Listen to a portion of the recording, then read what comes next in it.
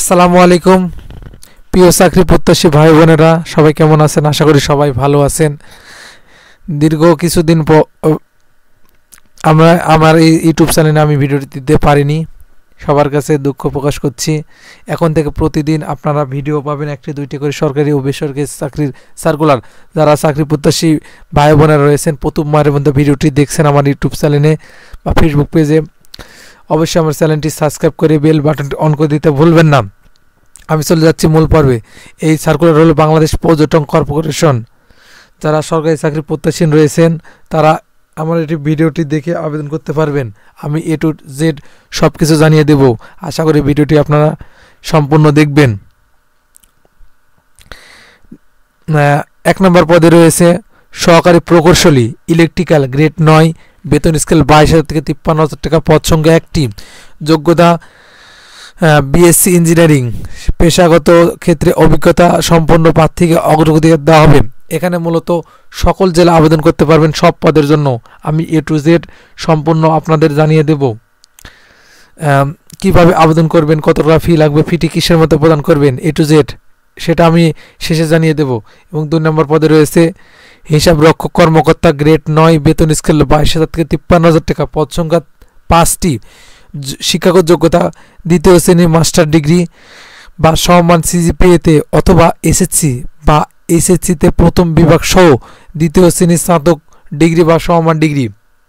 3 নম্বর পদে রয়েছে উপসহকারী প্রকৌশলী ইলেকট্রিক্যাল, গ্রেড 11, বেতন স্কেল 12,000 থেকে 30,000 টাকা, পদ সংখ্যা 1টি, যোগ্যতা কোনো অনুমোদিত কারিগরি শিক্ষা বোর্ড হইতে ডিপ্লোমা সার্টিফিকেট থাকতে হবে। 4 রয়েছে সহকারী বাণিজ্যিক কর্মকর্তা, গ্রেড 11, বেতন স্কেল 12,000 থেকে 30,000 টাকা, পদ সংখ্যা 15টি, যোগ্যতা দ্বিতীয় শ্রেণীর স্নাতক ডিগ্রি বা সমমান CGPA-তে পর্যটন বিষয়ে প্রশিক্ষণ বা অভিজ্ঞতা অগ্রগতি দেওয়া হবে। 5 রয়েছে সহকারী প্রশিক্ষক কর্মকর্তা, গ্রেড 11, বেতন স্কেল 12,000 থেকে 30,000 টাকা, পদ সংখ্যা 5টি, শিক্ষাগত যোগ্যতা দ্বিতীয় শ্রেণীর স্নাতক ডিগ্রি বা সমমান CGPA-তে পর্যটন বিষয়ে প্রশিক্ষণ বা অভিজ্ঞতা প্রার্থীকে অগ্রগতি দেওয়া হবে। 6 রয়েছে হিসাব রক্ষক, গ্রেড 13, বেতন স্কেল 11,000 থেকে 26,000 টাকা, পদ সংখ্যা 8টি, যোগ্যতা সর্বনিম্ন স্নাতক ডিগ্রি বা হিসাব রক্ষক বা সংশ্লিষ্ট ক্ষেত্রে 3 বছরের পূর্ববর্তী অভিজ্ঞতা প্রার্থীকে অগ্রগতি দেওয়া হবে। এরপর আপনাদের জানিয়ে দেব কিভাবে আবেদন করবেন এবং কত টাকা ফি এবং ফিটি কিসের মধ্যে প্রদান করবেন, A to Z। আশা করি ভিডিওটি শেষ পর্যন্ত দেখবেন। এখানে মূলত অনলাইনে আবেদন করতে হবে।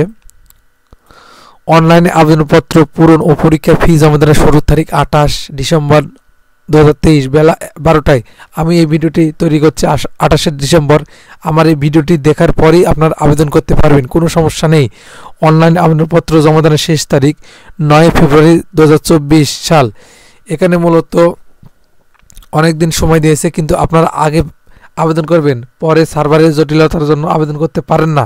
আমি এই জন্য আপনাদের পরামর্শ দিচ্ছি, আপনারা আবেদন আগে করবেন, সম্ভব হলে আজকেই করবেন। এবং আপনাদের বলে দিচ্ছি কোন পদের জন্য কত টাকা ফি লাগবে।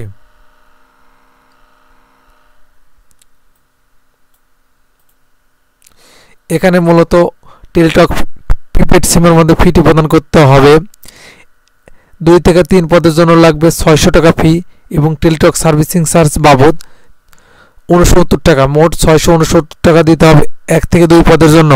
এবং 3 থেকে 5 পদের জন্য লাগবে 300 টাকা এবং টেলিটক সার্ভিসিং চার্জ বাবদ দেওয়া লাগবে 35 টাকা, মোট 335 টাকা দিতে হবে 3 থেকে 5 পদের জন্য। এবং 6 নম্বর পদের জন্য লাগবে 200 টাকা এবং টেলিটক সার্ভিসিং চার্জ বাবদ দিতে হবে 23 টাকা, এই মোট 223 টাকা। এটি হলো আজকের সার্কুলার। আর ভিডিওটি যদি আপনাদের ভালো লেগে থাকে অবশ্যই লাইক, কমেন্ট ও শেয়ার করে দিতে ভুলবেন না। ধন্যবাদ। আসসালামু আলাইকুম।